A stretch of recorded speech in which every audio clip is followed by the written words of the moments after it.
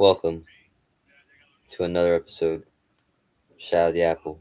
Today, we are going to be talking about some pretty interesting series that we have so far here today. Um, a pretty entertaining series overall in Queens as the Mets took on their 2015 World Series opponents, the Kansas City Royals. A rematch. a, a rematch that means totally nothing now. And then it's crazy how both teams have fallen off completely since that World Series, especially the Royals. Yeah, they haven't been back. They haven't been very competitive either.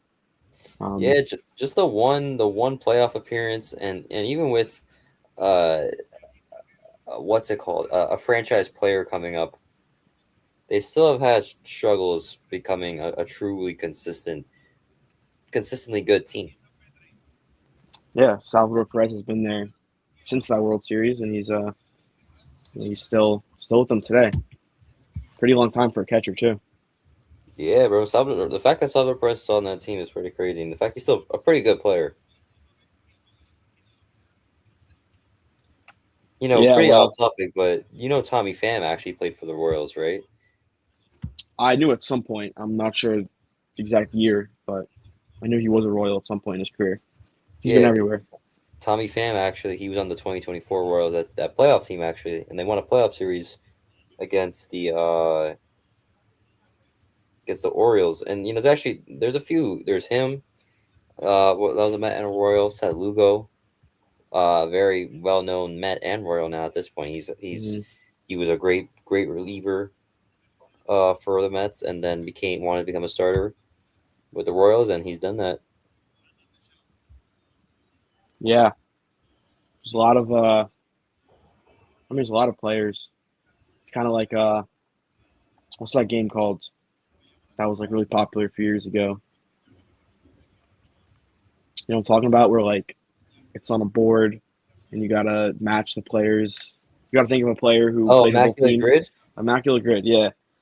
Yeah, I can't believe I forgot that name. Yeah, I mean kinda like that. We should maybe even have a segment on here with that. That'd be kind of interesting. Yo, we should do an immaculate grid. That's a great idea. But yeah, so the 2015 World Series rematch, 11 years later, what happened?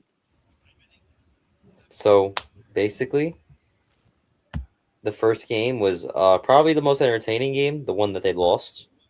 Hmm. You had, I mean, for one, you had Sinel Perez.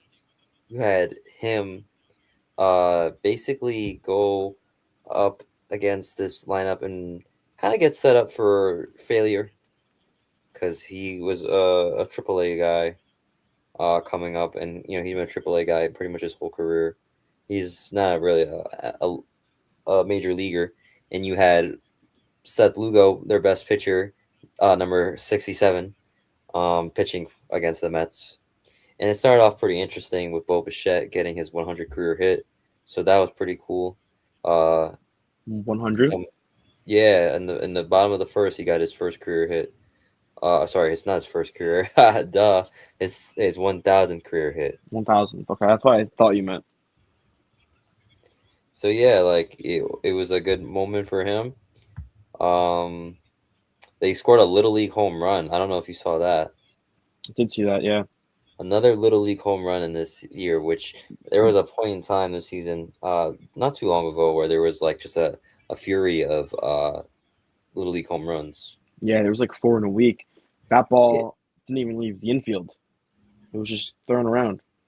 yeah, and this one pretty much the same thing. The ball was just more and more errors, and the Mets were able to get a 3-1 lead, or sorry, a 3-0 lead in the bottom of the first. Kodai Senga came in for relief, and we've talked about a lot about how bad Kodai Senga is, and how he continues to just be a straight bum. Yeah, Ain't I that mean right, Ryan? he's not definitely not having a good year. Last year wasn't that great. The injuries have definitely bothered him, but he's been healthy enough this year where his numbers shouldn't really be affected too much by time he's missed. Yeah, and he gave up a home run in the second inning to Tyler Tolbert. So pretty tough at bat. But then AJ Ewing hit a bomb against Seth Lugo. And AJ Ewing's probably, I think, out of all the guys that they brought up, he's probably gotten better and better. He's really improved the most, I think, out of everybody. AJ Ewing has improved a whole lot this season. Uh, and he's really, I think, he could wind up being a leadoff hitter for the Mets for the long time. Yeah, possibly. I mean, right now the Mets don't really have, that person. They've tried a number of names. Lindor has done it a lot. Bo Bichette. I'm not sure if he has actually for the Mets this year, but he would have been a solid leadoff hitter if if his contact numbers kind of stayed the same, which we're seeing more of that now, the way he was with Toronto.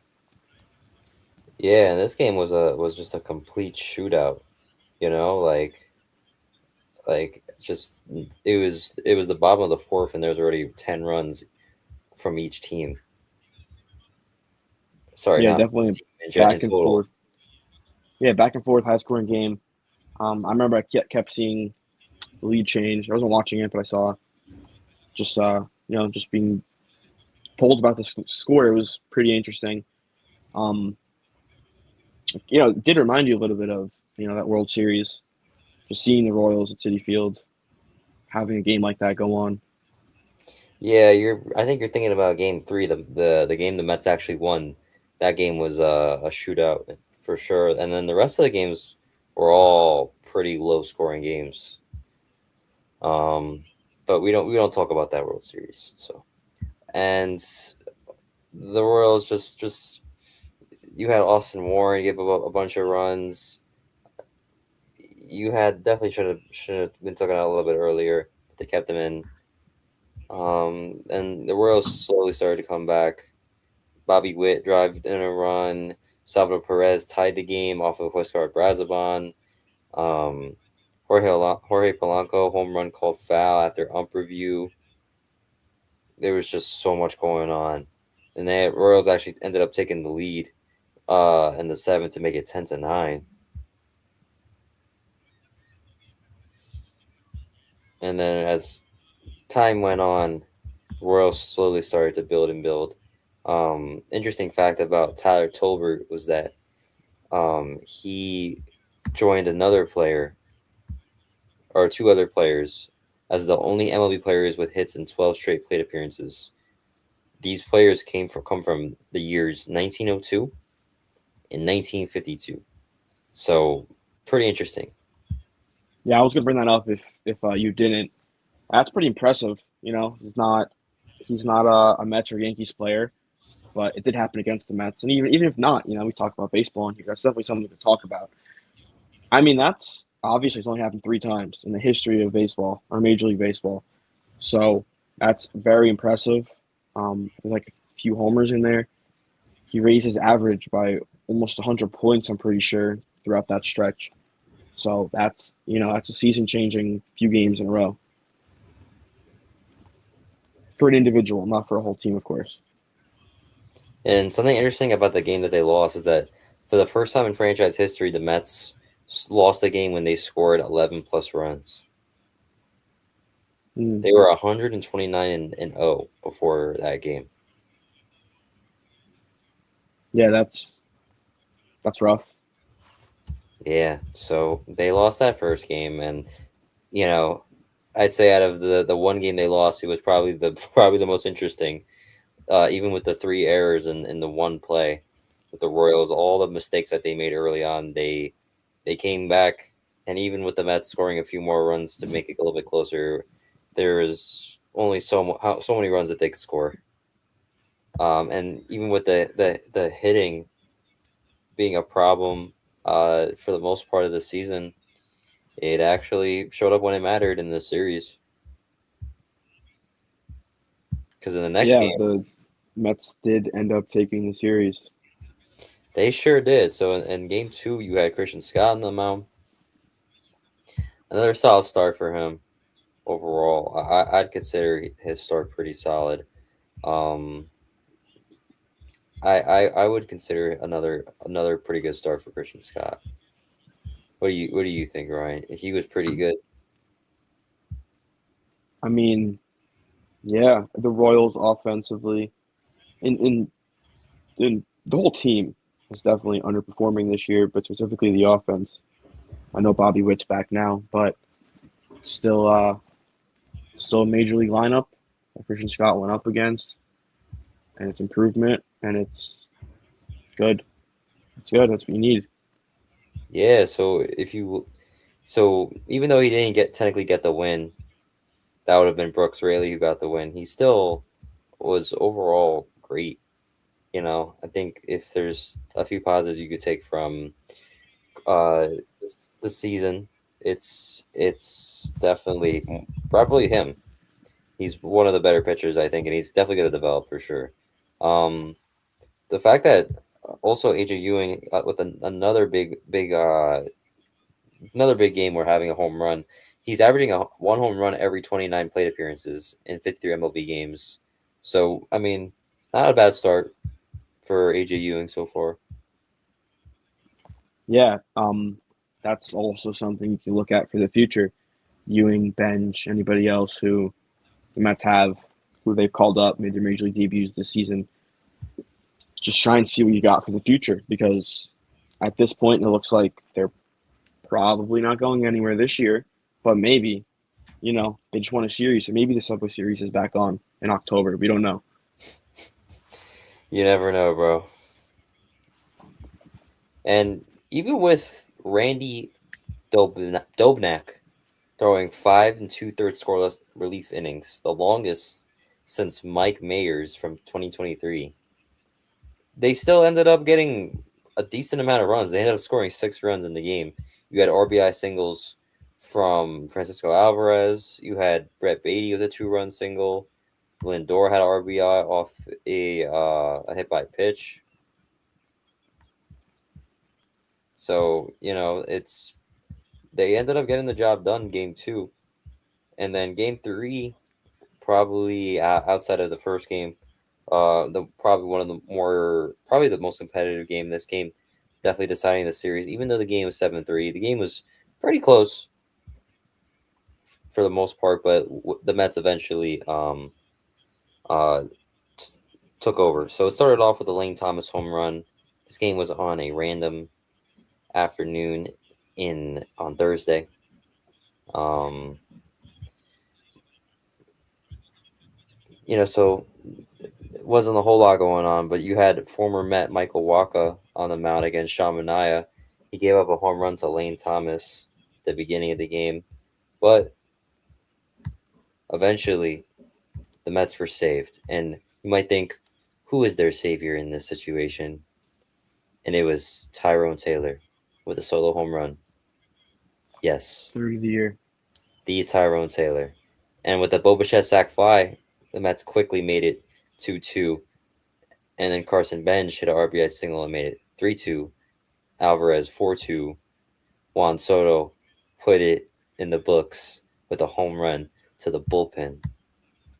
And the Mets ended up taking over. And Juan Soto, I'd say it's been hard to judge, and there really hasn't been a lot of eyes on Juan Soto, which is rare.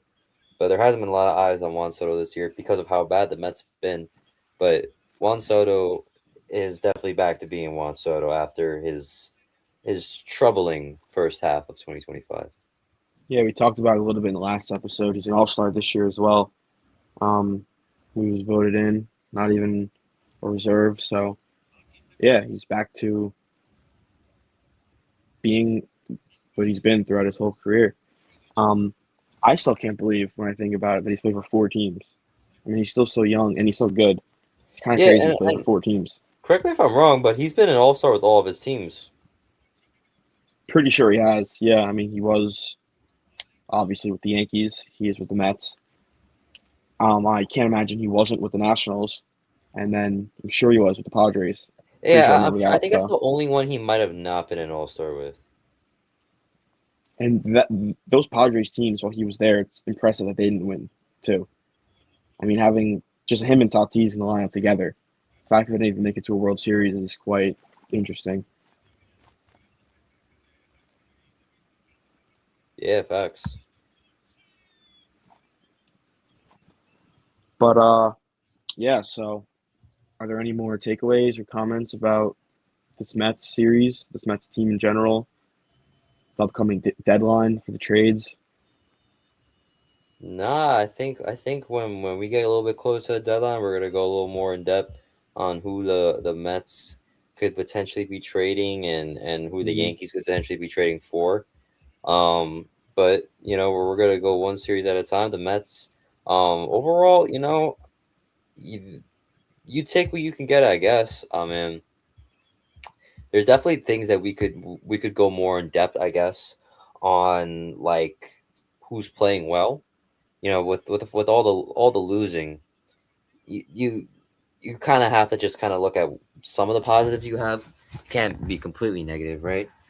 So I would say I think if there you have to note some bright spots. I think the three-headed dragon of positivity is Juan Soto, AJ Ewing, and Christian Scott. I'd say those three guys have all been pretty good, and they definitely will be key pieces to potential Met teams in the future. Yeah, for sure. If the Mets are definitely going to sell at the deadline, which it looks times it's what you want them to do, we'll see maybe more pieces come in too that can help them in the future, maybe even the near future of 2027 or 2028 if there isn't baseball. But yeah, so we'll definitely talk more about the trades when we have a better idea of things. Right now, it's interesting to even talk about trades because so many teams think they're still in it. I mean, not even think. A lot of teams are pretty close to still being in it. You look at the standings, especially in the American League. It's quite interesting. I mean, we talked about it in the past. The new, it's not new anymore. I believe it debuted in 2022, but the format with three wildcard teams. You have the Twins, who are 2 games under 500, and they're a game out of a wildcard spot. That is insane. Houston, It also shows how bad the American League is. yeah, for sure. Houston's 3 games under 500. They're a game and a half out. Toronto, they're 5 games below 500, and they're 2.5 out. Red Sox, same thing. Detroit, 43 and 50, and they're 3.5 out. It's really a lot of these teams have pieces that they could possibly trade, sell for at the deadline, but they might hold on until the last minute or even past the deadline because they might think they have a shot. Um, I don't want to keep saying it like that because they do. It's baseball; anything can happen. But realistically, the Minnesota Objectively, Twins, yeah, these guys realistically, the aren't Minnesota gonna. Twins, if they make the Yeah, playoffs, they're not going to go deep. They can, but especially if they don't buy, if they just hold on and just see what happens, they're probably not going to go that a deep. So that's why, our report came out earlier today with the Marlins, for example. They're going to hold on to um, Sandy for another year, try and see what goes on. They're going to cautiously buy, which I think is a good game plan. I think a lot of these teams are learning to follow, to just cautiously buy or sell. Just make trades that make sense. Um, because yeah, a lot of these teams, they're decent ball clubs, but they're not. They're probably not going to make it that deep if they don't do much. They just stay the same. facts. I think say the same is the worst thing you could do. Yeah. So like for an example, Schoolball's a name we've talked about, of course, and Ryan Jeffers is a huge name that hovers around. Who the Yankees are watching to possibly trade for. Like I like I just listed the standings. They're on one of them's on the Tigers, one of them's on the Twins. Both these teams are within a few games of a wild card spot. So who knows if they're even gonna sell these guys away. So that's something that we'll definitely have to wait and see how how everything shapes out closer to the deadline. Yeah, if we look more into the playoff picture, we could get more into what's going on. I mean, first and foremost, I mean, what the hell are we looking at with the American League division leaders? I mean, like this looks like some kind of twisted MLB The Show simulation. Yeah, it's interesting. Um, White Sox This looks and like the something out of Rangers. 2020. 2020. Yeah, if we're going into the All-Star break in 3 days. I don't think a lot of people would have guessed that these would be the three teams at this point in the season that are leading their divisions. But that's how it's shaping out. The American League is really weak this year. That's another reason that we'll get into either today or another episode as to why the Yankees just don't have to worry that much, even while they're struggling with all their bench players starting or minor league players playing right now. The American League is so weak. I'm not going to say they're going to cruise into the playoffs and into the ALCS, maybe even the World Series, but it's not as hard as it usually is, especially 2024. A lot of people said that a cakewalk to the World Series. I won't really fully argue that. They played the Royals and the Guardians, both those teams they took care of pretty quickly. And this year is probably going to be quite as easy. It also can depend on teams that we know are good if they take the step forward, like the Mariners or the Blue Jays. These are teams that have good Yeah. rosters. I mean, I don't know. I don't think the Blue Jays are that good, but Yeah, I mean, they kind of have they have basically their same roster from last year, except for Bo Bichette, but they've added Dylan Cease. But yeah, there's a lot of underperforming players over there. yeah, and but like you said, like they're not far out, so that's why these teams Mm-hmm. feel like even if they are a few games under 500, they still think they could if they make a few small moves, they'll figure it out. I guess I mean Yeah. sometimes it works, sometimes it doesn't. I think some really good teams that have gone on runs, like for example, like a Mets team from 2 years ago. Mm-hmm. They bought a lot of players, but they didn't buy a lot of big players per se, like big names. They mostly kind of just like added small, and it was able to lead that team into a playoff spot. Um, so yeah, I mean, there. I think there have been a lot of teams that also have been underachieving as well. I think Seattle is the biggest example of underachieving so far. Yeah, Seattle currently holds the third wild card spot in the AL, and the Blue Jays are 2.5 games out of a wild card spot. So yeah, both those teams can easily get hot and make a run. We were just talking about those teams that made runs or whatever, but there's also teams that made runs and actually won the World Series. The 2019 Nationals, 2021 Braves, 2023 Rangers. These Yep. are teams that if you would have asked members of their fan base on opening day, do you think this team is going to win the World Series? Would you bet this team's going to win the World Series? A lot of them would probably say no. Yeah, But 2021 Braves is a great example of that, because they bought a lot of pieces, but they didn't buy a lot of big pieces. And yeah, they had a those guys, really smart deadline. yeah, that they probably had one of their deadline is probably why they won the World Series. I mean, Jock Peterson was really good for them in the LCS. They traded for him. Jorge Soler was really good in the World Series. They traded for him. Um, they traded for a lot of small but very impactful pieces. But they were Yeah, multiple that pieces. was It's not like it was one big name or one big name and a few guys. There was a big load of multiple role players. yeah, that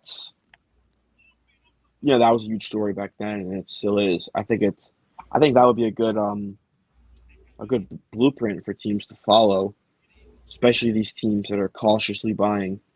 Buy smaller pieces, fill your holes. You don't have to go all out and get a top five name, top five, top 10 name at the deadline. Just try and fill your holes the best you can, and try and go on a run. Yeah, facts. But I guess that'll bring us to the New York Yankees, a team that currently holds the first wild card spot in the American League. They played against the Tampa Bay Rays at Tropicana Field, team who leads them by 4 games in the American League East. The Rays led by 4 games going into the series, and they lead by 4 games leaving the series. So, with the way this Yankees team is playing, honestly, a split in this 4 game series, I think, is a win. I mean, it's not a win, but we talked about it. It could have been disastrous. If they got swept in these 4 games, they're down 8 games in the East. That's almost impossible to come back from. Another 4 games back, same way they were.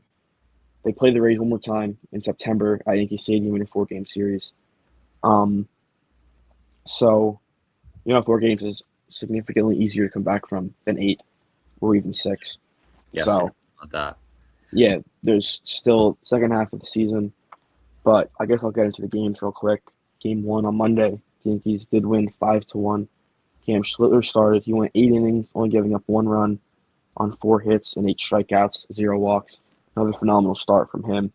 Uh, he's he's the ace of the squad right now. I mean, he's we have 3 veterans who have been aces in the past and can still be aces. But the rookie, well, I guess he's not technically a rookie, but this is his first full season. In my opinion, is the ace of this team. When they need him, he steps up, Yeah, performs they well. I, I feel like whenever they need a win, he's definitely been their guy, and when they don't win with him, it's really multiple things going wrong for the Yankees yeah, it's that usually that a lot that, of that don't errors or involve that don't involve him. yeah, a lot of errors or the offense doesn't perform. There's been very little starts in his whole career so far that the Yankees have lost because of him. Honestly, one of the only ones I can think of would be one of his most recent previous starts against Detroit, where he gave up a whole lot of home runs. Um, trying to see, yeah, that was June 30th. They lost 9-3. He went 4 innings, gave up 6 runs. But besides that, pretty great. Um, so yeah, that was the pitching. Took care of that. They did win 5-1. The runs for the Yankees came from a 3-run home run by Jose Caballero against his former team. That was his 9th of the year. Put them up 3-0 in the 5th. And then in the 8th inning, he hit another one, his 10th of the year, to put them up 4-1. And then in the 9th inning, Ben Rice added some insurance with his 25th of the year. So they won 5-1. They scored 5 runs. They did strike out 17 times, though, in that game. And there was a lot of interesting records they broke. Not good records striking out offensively this series. But, 17 strikeouts isn't an issue if you're winning the game. If you win the ball game 5-1, strike out 17 times, it's not pretty, but it's not that big of an issue. What were you going to Yeah, say? yeah. I mean, it's something interesting to also note is that on the other side, Griffin Jacks, despite them losing 5-1, he had 10 Ks. Mm-hmm. I mean, the fact that the Rays couldn't even match up, and it was, I mean, a decent lead, even with the strikeouts. I mean, it just shows how good Schlittler was. Yeah, for sure. So the 17 strikeouts, like I just said, they're not that big of an issue when you're winning the game, but they are an issue when you lose the game. Like game 2 of this series, Yankees struck out 17 times again, and they didn't win. They lost 6-4. 4 of those strikeouts were from Paul Goldschmidt, and 4 of them were from Jose Caballero. 8 of the 17 from 2 players. That's not good. You're not going to win a game that way. But they didn't really have too much of a chance after Will Warren started the game. He went 4 innings, giving up 6 earned runs, only 3 strikeouts, 2 walks. It was a pretty bad start from him. He had a great start to the year, but he's been pretty inconsistent as of late. Putting your team down 6 runs through 4 innings is not that great. Like I said, 4 home runs. He gave up a solo shot to Victor Mesa Jr. in second inning, I believe. Have you ever heard of that guy? I know it's a gimmick at this point on here, but have you ever heard of him? No, I have not heard of him. No. No, I haven't. And then he also gave up a 2-run home run to Hunter Fiducia, and he went back to back with Yandy Diaz. Have you ever heard of Hunter before? I've not heard of that gentleman. No. No. Yeah, me neither. Now, no disrespect, they're major league players. Of course, we're not going to know them. This isn't our team. But it's just, you give up 4 home runs and 6 earned runs. If all these runs were from, all these shots were from Yandy Diaz, Jose Caballero, Jonathan Aranda, not Jose Caballero, why did I say that? Junior Caminero. Um, those names are pretty similar. and he used to play for the Rays, so it's not that crazy of a mistake. But anyway, yeah. So if it's from their best players, it makes sense. It's still unfortunate, but it wasn't. It was from guys you don't really know. So that I that's it's frustrating. I saw someone say that Junior Caminero could, if he continues to go on the pace he does with the amount of home runs he hits, he could hit 1,000 home runs. Yeah, Like I mean, he's like statistically, like apparently he's like statistically on pace. Do you yeah, think he if could that's like even reach something close to that? 1,000 home runs, no, I don't think that's going to happen. But he has a great talent. Um, the Rays don't really like to keep their talent. They don't usually True. dish out contracts. The last time they did dish out a big contract to a star offensive player, it backfired. It wasn't their fault, but it did backfire. So maybe they're a little scarred because one time they did try, it didn't work out. But he's definitely a guy that they should look into. Trying to extend for a long time if they haven't already. They could have, for all I know. But anyway, yeah. So in the second inning, they were down 2-0 already. Ben Rice hit a 3-run home run, put them up 3-2. But then Will Warren gave up the rest of his runs. Ali Sanchez, who's been pretty solid for this team, in a catcher's position that has had not much offensive production all year between him, Austin Wells, and JC Escara. Sack fly. They were down 6-4 in the seventh. Wasn't enough. So it's another 17 strikeout game. You're not gonna win games striking out 17 times unless your starter goes 8 innings, giving up just 1 run. So Wednesday, the Yankees lost again, 3-0. Garrett Cole started. He went 6 1/3, gave up 3 runs, 6 Ks, and 1 walk. He looked better. The stuff looked much better. Like he's had some rough starts his last few times out, but each time the stuff looks better and better. Um, so it's just a matter of time until he's back to what we know. And the way his first few starts off the injured list, where his first start was against the Rays, and he was pretty great there. So really not worried about him. But Yandy Diaz was 4 for 4 in this game. Jonathan Aranda was 2 for 3 with 3 RBI. All of the runs the Rays did score that game. So that's like I was saying with Will Warren's start. If you're getting beat by their best players, it still sucks. You're losing, but it's not as frustrating as giving up home runs to the number 6 and 8 hitter. But the offense was not great. They struck out 11 times in this game, only had 6 hits. Didn't help that Shane McClanahan started for the Rays, but at this point, the Yankees are down in the series 2 games to 1. Looking And for, like in your head, what are you processing in this moment, Ryan? you mean following game 3? Yeah, following being down 2-1. What are you thinking? Like what's going through your head? It's not great. It's very disappointing, especially the way the offense performed the 2 games prior. Really didn't have much faith in them in game 4. You look at what's going on. It's a day game. The Yankees are throwing a bullpen game. You're going to love this, started by Paul Blackburn. And Whoa, Blackburn. yeah, and the Rays are starting Drew Rasmussen, who Oh, Drew has Rasmussen. destroyed has Oh, destroyed the true. Yankees every time. Every time he's faced them. But when the game actually started, the Yankees won 12-4. That's how they split the series. That's how they kept the standings the way they are. Uh, but I guess I'll get into it. Bullpen game was started by Paul Blackburn. The offense exploded for the Yankees in the third inning against Rasmussen, or however it's pronounced. I can never remember. It's a weird name, or a different name, I should say. Uh, Started with a Max Schumann double. He led off the third with a double. And then, where were you when Ryan McMahon saved the Yankee season? 12 pitch at Uh, bat, RBI double. what day was this game? This was game 4, right? This was yesterday. Okay, so this was yesterday. What time was the game?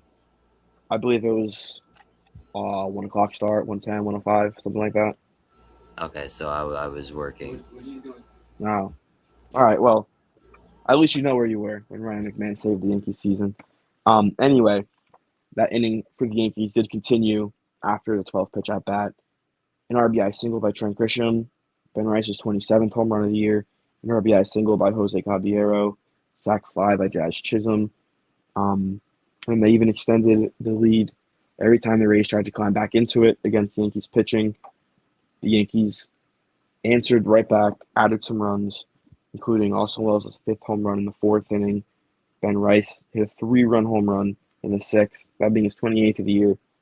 He had three home runs this whole series. So he's definitely heating back up after a long slump while everyone on the team was slumping, essentially. But, yeah, another RBI double from Ryan McMahon, an RBI single from Cody Bellinger, another guy who looks like he maybe could be breaking out of his really bad slump. But, yeah, the Yankees took down 112-4. The offense showed up. They hadn't showed up in a while. I mean, that was pretty, against a great pitcher in that situation. I'm not going to say the season was on the line because it's July. It wasn't. But, that if they lose that game, they lose the series. They're down, I believe it would have been 6 games in the division, as well as losing the season series to the Rays, which we know hurt them last year. They lost the season series to the Blue Jays, and although they did tie for the same exact record atop the AL East, the Blue Jays did actually get it, get the home field advantage in the playoffs and the better seeding because of the fact that they beat the Yankees head-to-head.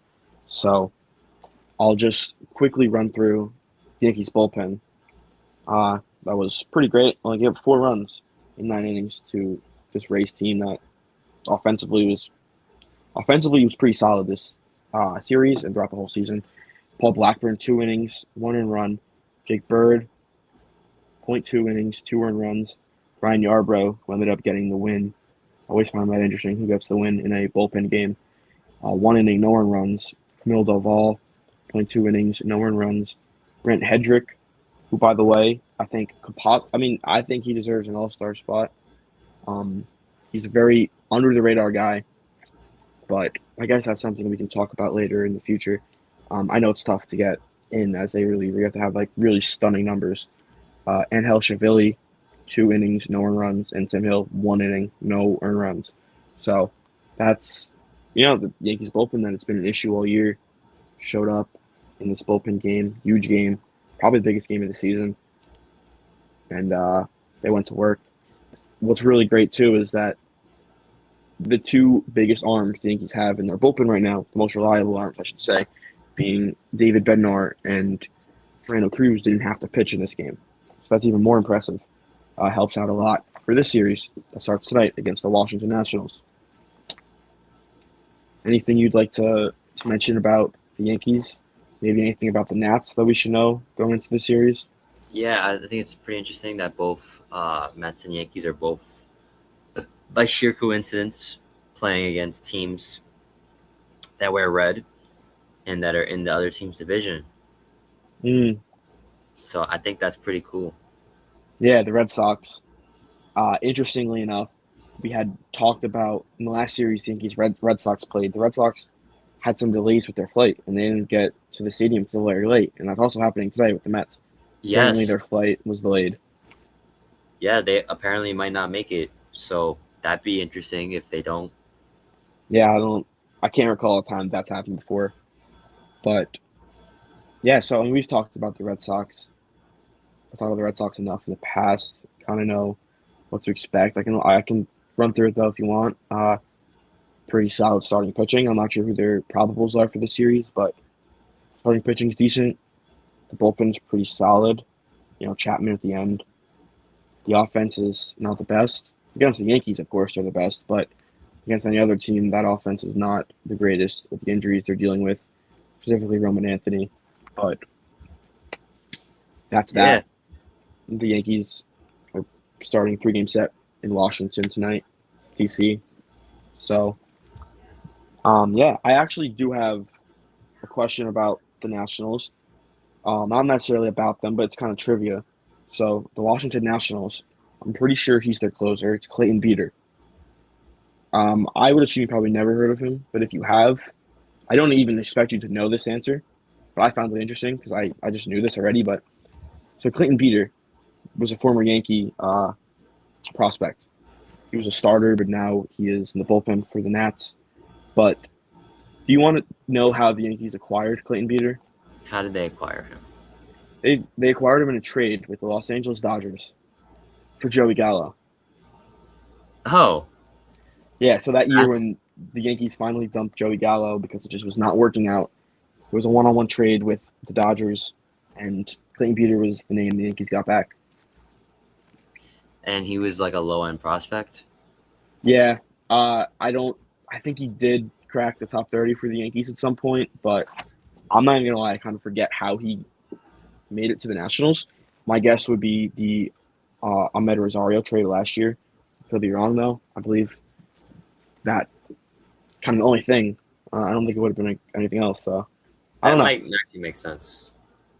Yeah, so I just wanted to mention that because it's quite interesting. But yeah, I think that'll just do it for the recaps and the previews for the Yankees and the Mets. But Yeah, we got into depth more about like playoff teams and playoff spots. We'll yeah, definitely get more when the time comes, when we get closer to the trade deadline, we get closer to talk about specific teams, about if they're going to buy, they're going to sell, are they going to stay the same? Where do we think some of these players could go? What are some trade mhm. targets?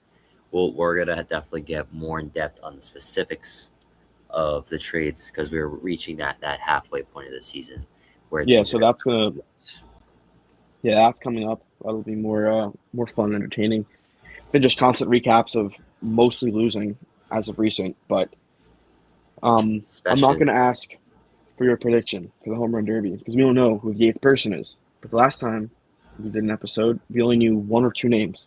Now we know seven of them.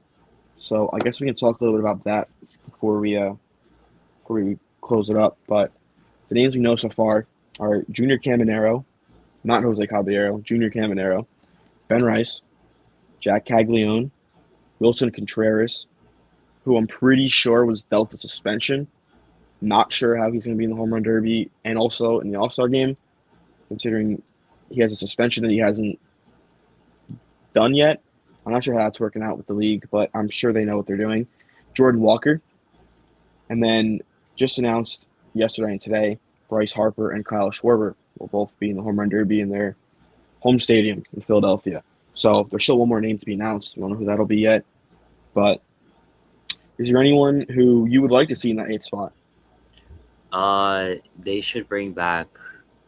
Uh, there's no one I would love to see more in the home run derby than Jeff McNeil. Jeff I McNeil. think Okay. I think Jeff McNeil is a great home run hitter. He obviously hits for power. He's hit it for power his whole career. I think if there's anyone that deserves a spot, it's Mets legend Jeff McNeil. Yeah. Well, for me, besides the obvious answer being Tyrone Taylor, um, I would like to see. Oh, Tyrone Taylor's another great one. That's a great one. I think Pete Alonso could be interesting just because he's done it in the past. Now he's with the new team.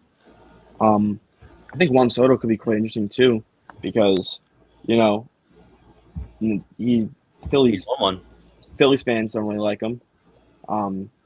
He's done solid. I think he's definitely won a home run derby in the past. So that could be interesting. You have two hometown heroes in Harper and Schwarber. What if you have the villain Juan Soto come in there and do something? Of course, Ben Rice would probably knock him out, but we'll you know Well, we all know that Bartolo Colon, if was given an opportunity, would win the home run derby, but that is true. it's just too strong. Yeah, you know I would like to see Camille Doval possibly in the home run derby. I was thinking as a pitcher though, not as a hitter. But we'll I guess we'll have to wait and see who the eighth person is. Then we can make our predictions in the next episode. We'll talk a little bit about the All Star game as Yeah, well. We can we go could over it. do a bracket by bracket prediction. I'm Yeah, surprised maybe Otani hasn't been in a home run derby since yeah, 2021. yeah. Probably focusing. I mean, he has a lot to focus on. He's a hitter and a pitcher, so um, yeah. I guess we'll wait to see who that eighth name announced is. We definitely added some star power with these two most recent additions. So yeah, we can do that. Talk about the All Star game. Hopefully, we know who the starters are going to be. I would assume it's probably going to be Jacob Mizorowski and Cam Schlittler, depending on if they're going to pitch in the game at all, depending on how starts line up. I know that's always an issue, but I guess we'll see what goes on there. We'll talk about that next time. But for now, I think that'll do it for episode 21. Yeah, I think that will. So we will be back for the next episode. It'll be Mets, Red Sox, and then Yankees, Nats. So Yeah. all right, so that will wrap it up. Once again, this is Dylan. This is Ryan, and we'll see y'all in the next episode. Yep. Let's go Yankees. Let's go Mets. Always.